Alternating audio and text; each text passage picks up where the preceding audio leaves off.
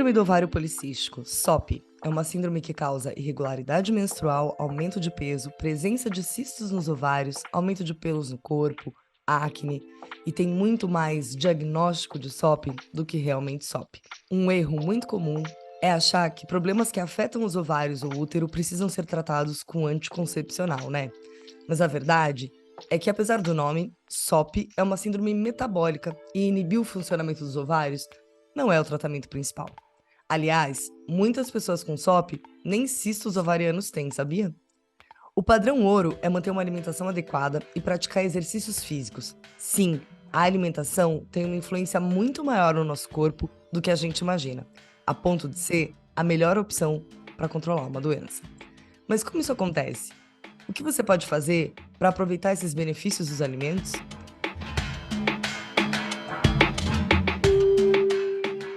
Eu me chamo Tassiana Fortunati, comunicóloga, diretora audiovisual, terapeuta educadora menstrual, e esse é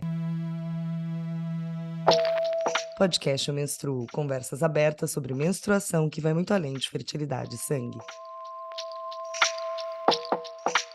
E eu me chamo Carolina Pinhol, biomédica, especialista em reprodução, doutoranda em biologia celular e educadora no Ser Íntimo. O podcast Eu Menstruo existe para educar sobre menstruação e dar visibilidade a ela. E para a gente continuar levando essas informações para cada vez mais pessoas, você também pode contribuir com qualquer valor no Apoia-se.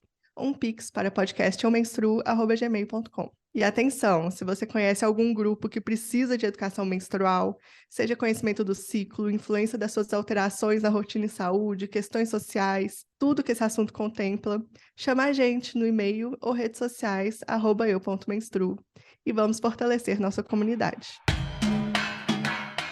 Para o episódio de hoje, vamos falar sobre SOP e alimentação. Convidamos Daniela Eberli, nutricionista especializada em síndrome dos ovários policísticos.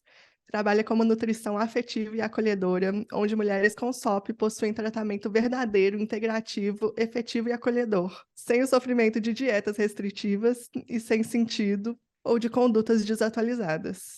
E também criadora de conteúdo no Instagram, @nutri.da.sop.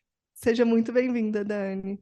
Ai, muito obrigada. Eu tô tão feliz com esse convite.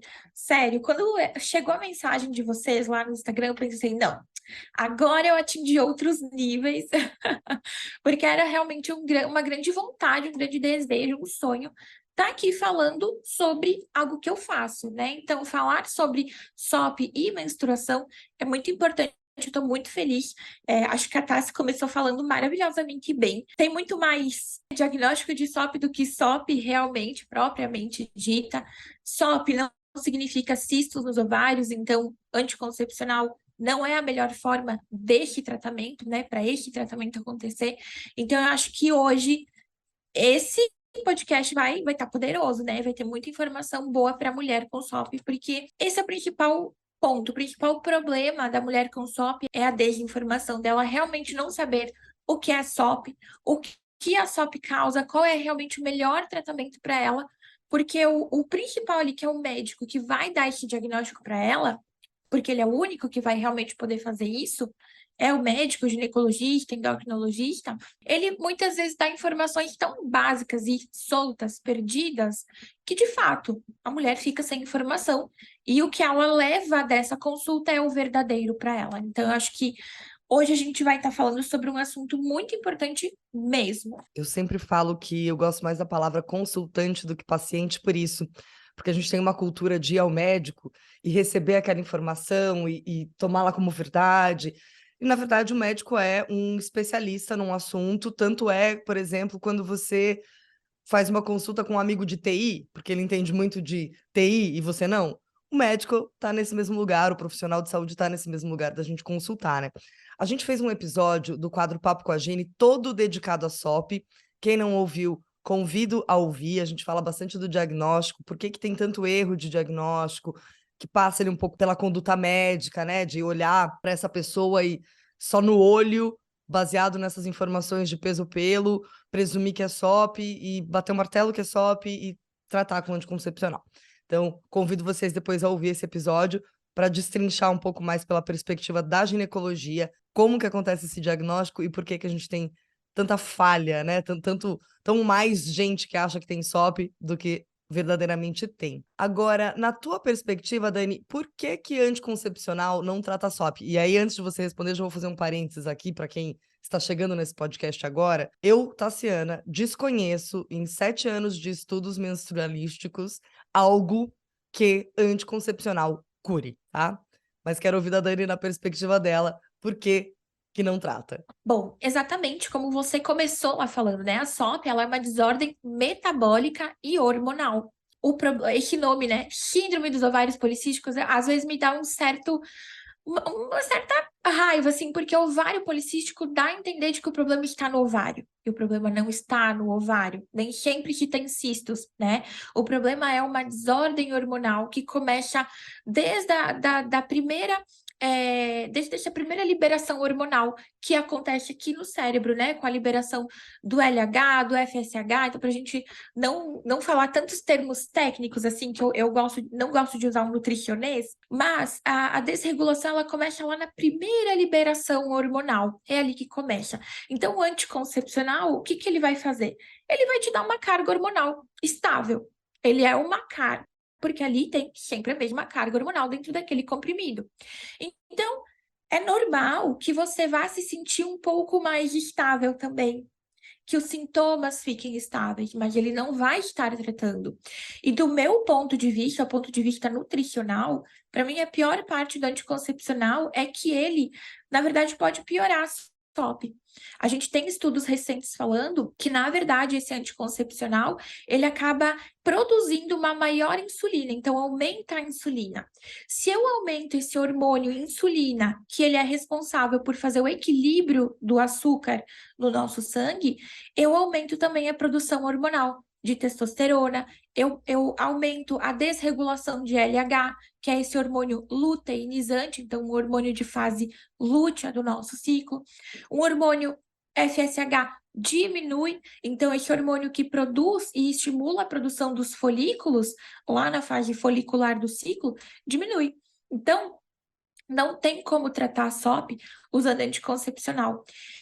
Não tem como engravidar usando anticoncepcional até um certo ponto e falar, ok, agora eu vou para as tentativas. Isso até certo ponto é muito perigoso. Então, para mim, o anticoncepcional ele realmente não trata a SOP por esses motivos, né? Por ele apenas dar uma carga hormonal estável, mas por ficar estimulando essa produção de insulina e fazendo a mulher ter resistência à insulina, ganhando peso realmente. E essa insulina, ela vai mais afetar o nosso fígado. Então, ali no fígado, a gente começa a criar uma capa de gordura, e aí que surge a esteatose hepática. A gente pensa que gordura no fígado é causada pelo consumo de gordura, mas não é, é pelo excesso de carboidratos, por esse excesso de insulina. Toma, que já aprendi umas 10 informações só nesse trechinho. Pois é. Chocada que anticoncepcional aumenta a insulina. E um grande problema da SOP é a resistência à insulina também, né? Então, se o anticoncepcional aumenta a produção de insulina, a SOP causa uma resistência à insulina, você vai ter um tanto de insulina circulante ali que o corpo não está usando, né? Então, onde que a alimentação entra aí? Como que a gente consegue controlar isso?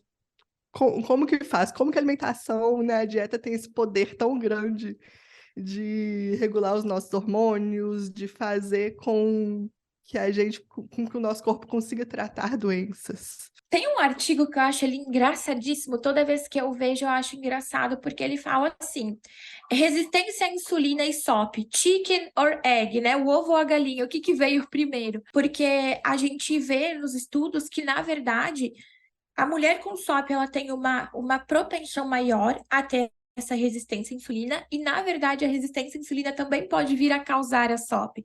Pode ser aquele clique, né, que vai desenvolver a SOP. Então a SOP, ela tem uma carga genética, então eu posso estar carregando esse gene da SOP, mas eu só vou ativar o gene da SOP com essa resistência à insulina, ou com desreguladores hormonais, ou com o intestino que não tá muito legal, que tá ali em desbiose, né, que é esse desequilíbrio de bactérias, e com a alimentação. Então, esses são fatores que causam a SOP. Logo, para tratar a SOP, esses também são fatores que a gente precisa olhar e cuidar, né? Focar neles para o tratamento. Então, você falou regulação hormonal. É exatamente isso. A SOP, ela precisa de regulação hormonal. E para a gente fazer isso através da alimentação, o primeiro ponto é esse. Cuidar dessa resistência à insulina, prevenir ou tratar se ela já estiver ali, né? Então, para a gente fazer isso, eu sempre brinco que é importante o equilíbrio de carboidratos, né? Então, o que é esse equilíbrio de carboidratos? É eu excluir carboidratos da minha alimentação? É fazer low carb? Não, bem longe disso. Eu, inclusive, corro da low carb, não acredito que a low carb seja essa melhor estratégia para a mulher com SOP. O equilíbrio de carboidratos vai ser essa melhor estratégia, tanto inicial como de manutenção desse tratamento. Então, aqui no meio, dependendo do objetivo, né, da paciente, se é engravidar, se é tratar os sintomas, tem estratégias que a gente vai fazer, mas o equilíbrio de carboidratos é a chave. E o que é de fato esse equilíbrio de carboidratos? Em todas as refeições, café da manhã, seu lanche da manhã, almoço, lanche da tarde, jantar, você ter sim o carboidrato ali, mas junto com esse carboidrato tem que ter proteína, eu tenho que ter uma fonte, uma porção de proteína, uma fonte, uma porção de gordura, tá?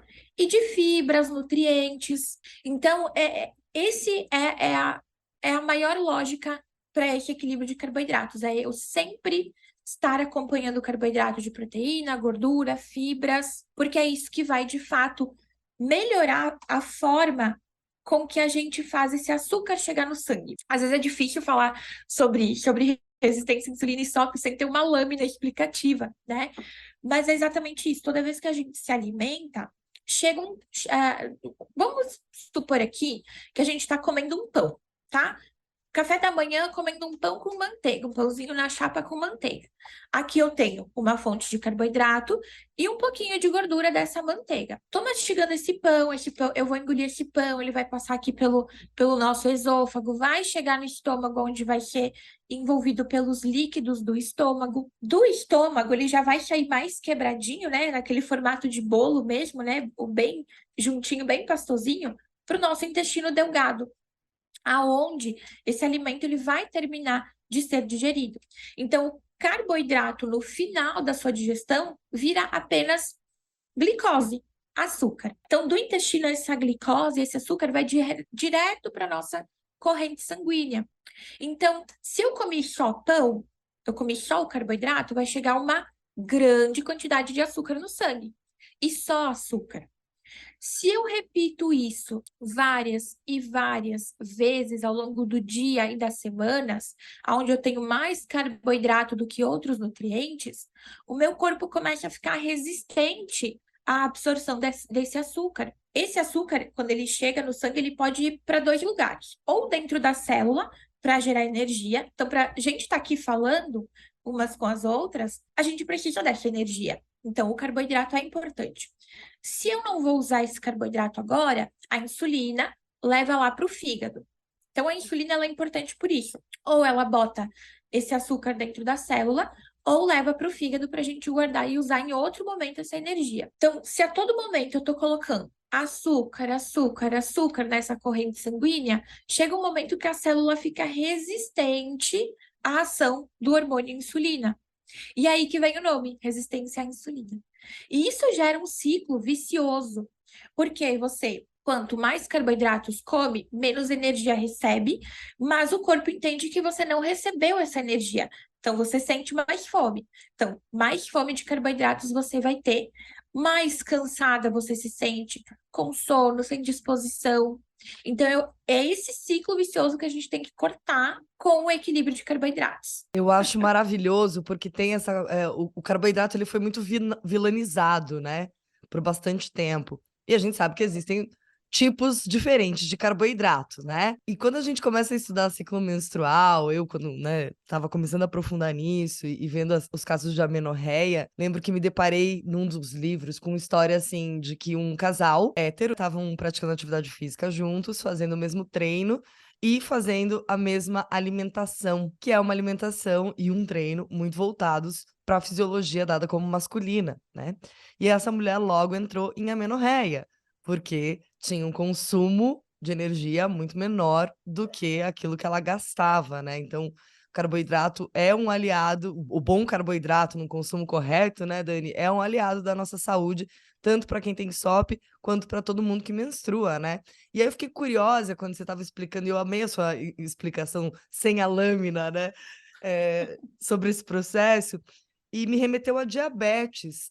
Qual a relação ali, SOP e diabetes? Então, se a gente for pensar nisso tudo que eu estava explicando, quem produz a insulina no nosso corpo é o pâncreas. Então, no nosso corpo, nada vem do nada. É sempre alguém que vai produzir a partir do estímulo de outra coisa. Então, o pâncreas produz essa insulina. A partir do momento que a gente começa a mastigar, o nosso corpo vai liberando hormônios, enzimas para fazer essa digestão. Então, ele já está se preparando.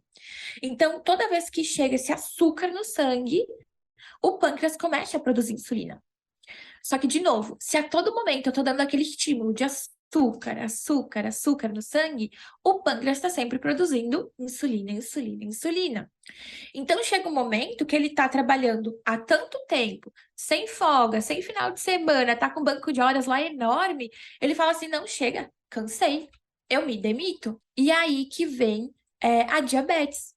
Então, a SOP e a diabetes é isso. Eu fico há tanto tempo nesse ciclo de resistência à insulina, sem dar folga para o meu corpo, o tempo inteiro precisando de insulina, que num momento o pâncreas ele para de fazer a sua função, que é produzir a insulina, e aí você entra na diabetes do tipo 2, que é essa diabetes, né, adquirida pela alimentação.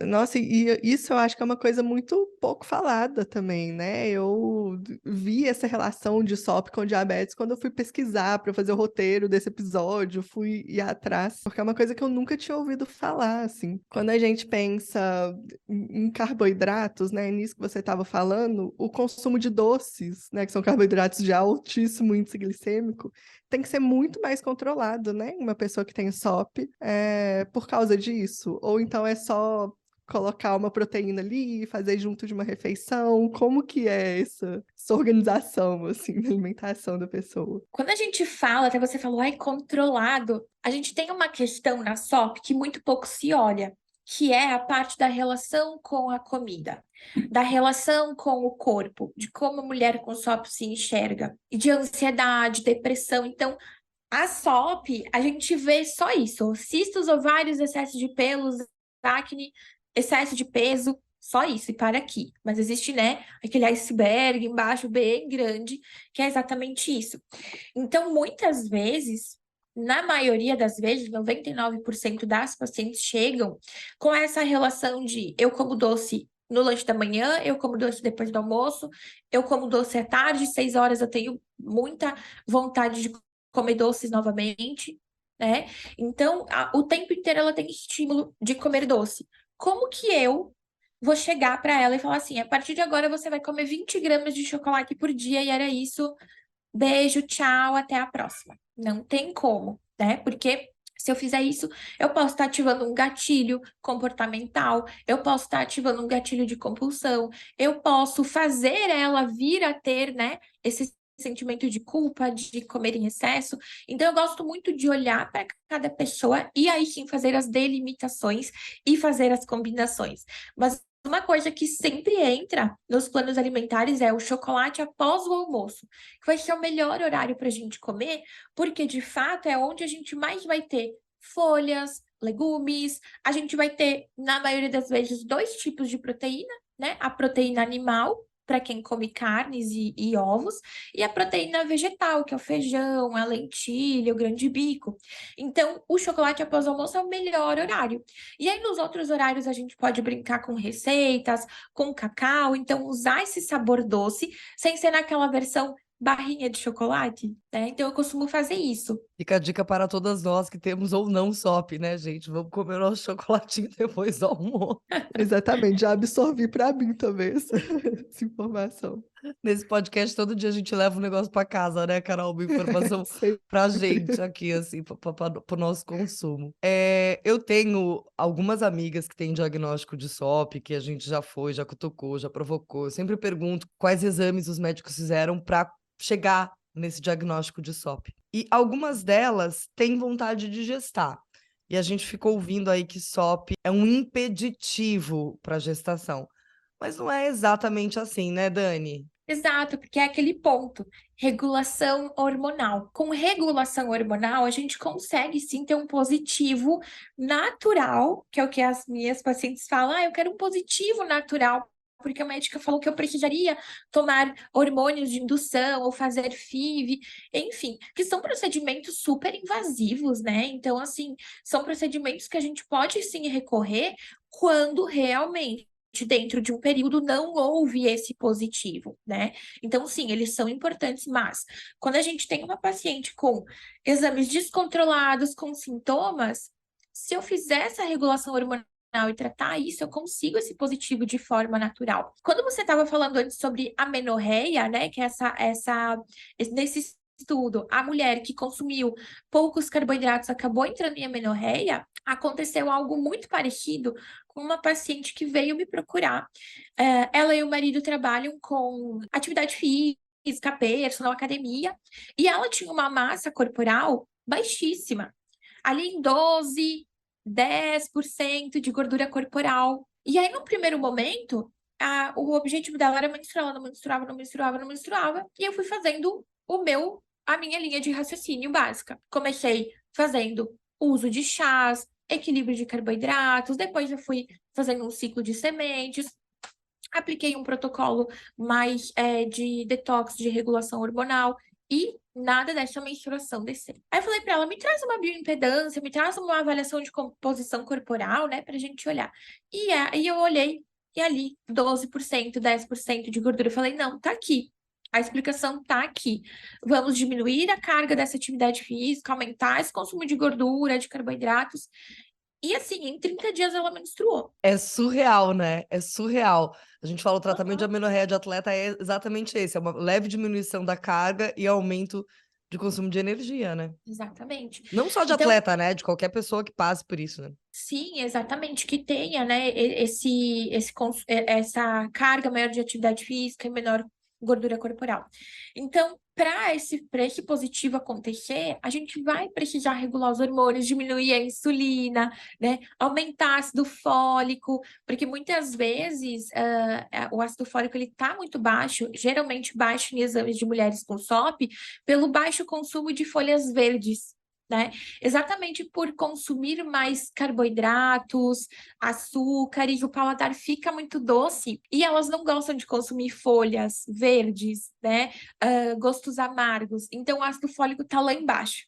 Então, a gente precisa ajustar isso, fazer essa menstruação acontecer e acontecer dentro do ter um ciclo. Né, ter um ciclo com dias mais próximos, fazer com que talvez eles venham a cada 32 ou a cada 35 dias, mas que venham, né, com esse intervalo mais repetitivo, né? Isso precisa acontecer antes do positivo, porque senão, de novo, é muito perigoso, que eu vejo muito mulheres com o SOP fazendo, e que bom que a gente está aqui no podcast para poder fazer esse alerta maior também. Muitas vezes elas querem engravidar, então elas procuram um suplemento específico, que é o myo-inositol com ácido fólico, muitas vezes até receitado pelo ginecologista, ou elas procuram isso no Instagram, no Google, né? Começa a fazer algum tipo de atividade física, toma um chá e começam as tentativas. Esse positivo ele vem, só que se eu não tenho uma regulação hormonal e a minha progesterona está baixa, vai ocorrer um aborto. Então, eu preciso ter os hormônios do ciclo menstrual bem alinhados com cada fase. Então, lá na fase folicular, um aumento de estrogênio, de folículo estimulante, para depois na fase de ovulação eu ter outros hormônios, para na fase lútea esse estrogênio baixar e a minha progesterona aumentar e ficar aumentada para esse positivo realmente seguir o seu caminho. Porque se a progesterona baixa, que é o que acontece, vai descer a menstruação e acaba ocorrendo, né,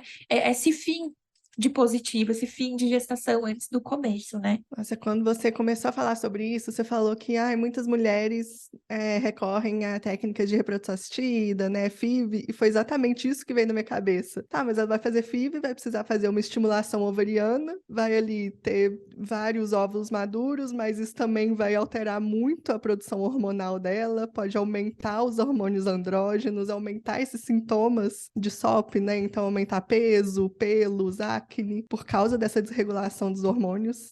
E nem tinha passado na minha cabeça essa questão de aumentar um risco de aborto, né? Então é muito importante mesmo que as pessoas entendam isso, né? Saibam que a gente não consegue tratar tudo, resolver tudo só com hormônio, não é só recorrendo a outras técnicas que, por mais que sejam extremamente importantes em alguns casos e eficazes, né, para algumas pessoas também, a gente precisa ter esse olhar maior para o corpo da pessoa, para a alimentação, para a atividade física. Então, fica aí o alerta. Se você tem SOP ou se você conhece alguma pessoa que tem SOP e que tem algum desejo de engravidar, mesmo que não seja agora, é importante entender isso, né? Que cuidar da alimentação muitas vezes é mais importante do que tomar algum suplemento, ou recorrer a algum procedimento para conseguir engravidar. Exatamente. Eu gosto de usar suplementos, gosto de usar, mas eu gosto de ver exames. Eu gosto de ver que suplemento é esse, por que que a gente vai usar. Inclusive, as pacientes que me trazem exames, elas sempre falam: Nossa, eu nunca vi ninguém olhando meus exames assim, ninguém nunca me explicou. Sempre fala: Ai, tá ruim, tá bom, toma isso, toma aquilo e tchau, né? Então, eu gosto muito mesmo de usar suplementação, mas saber por que que eu tô usando. Eu não vou no escuro, eu preciso de informação, né?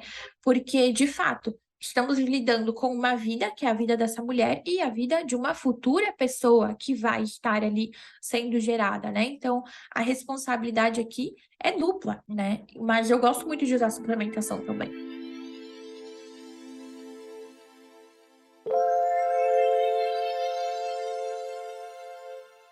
Então, nosso episódio está chegando ao fim.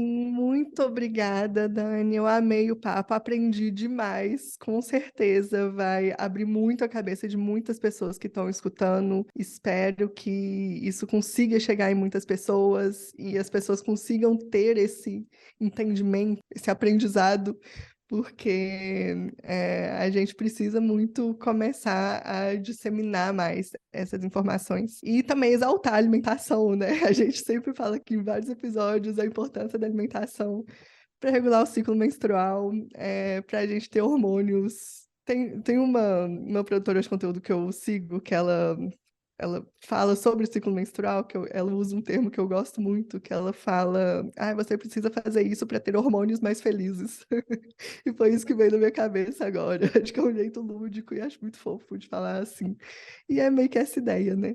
Então, muito obrigada, Dani. E conta pra gente onde as pessoas podem conhecer melhor o seu trabalho. Ai, muito obrigada.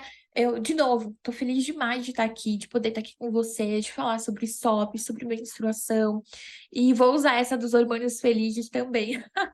Adorei, exatamente, a alimentação, o estilo de vida é hoje o padrão ouro que a gente tem do tratamento da SOP. E para quem quiser conhecer mais de como é essa alimentação, para quem quiser realmente ter esse olhar voltado para si, esse olhar individualizado para suas necessidades, para os seus objetivos, pode me seguir lá no Instagram, @nutri.da.sop, né? Também pode ir lá, dentro tem um link, né? Quando você chega na minha bio, tem um linkzinho que vai para o meu WhatsApp, que vai para as possibilidades de tratamento também que você pode ter comigo. Então, sinta-se à vontade para chegar lá também e conversar comigo no direct, mulher. Dani, em uma palavra, a primeira que te atravessar, o que é menstruação para você? Para mim, dor. Você que tá com a gente, fez sentido? Obrigada pela companhia. Tenho certeza que você, junto com a gente, aprendeu muita coisa hoje. E acho que a maior mensagem é: busque alternativas. O anticoncepcional não cura nada. Olhe para o seu corpo, para o seu estilo de vida, para sua alimentação. Cuide de si, cuide de quem está ao seu redor. Comenta o que você achou desse episódio. E uma forma rápida de apoiar esse podcast é seguir, ativar o sininho para não perder nenhum episódio e avaliar com 5 estrelas na plataforma que você estiver ouvindo. O episódio está disponível no Spotify, Deezer, Castbox, YouTube e na nossa casa-site eumenstruo.com. Você pode seguir todas as nossas novidades por lá também. Eu me chamo Tassiana e eu menstruo. Eu me chamo Carolina e eu menstruo. Eu me chamo Daniela e eu não menstruo. Esse foi o podcast Eu Menstruo, mas a conversa não acaba aqui. Ela continua no @eu.menstruo nas redes sociais. Se você ficou com alguma dúvida ou quer compartilhar uma experiência com a gente, manda texto, manda áudio no oi@eumenstruo.com. Beijo grande!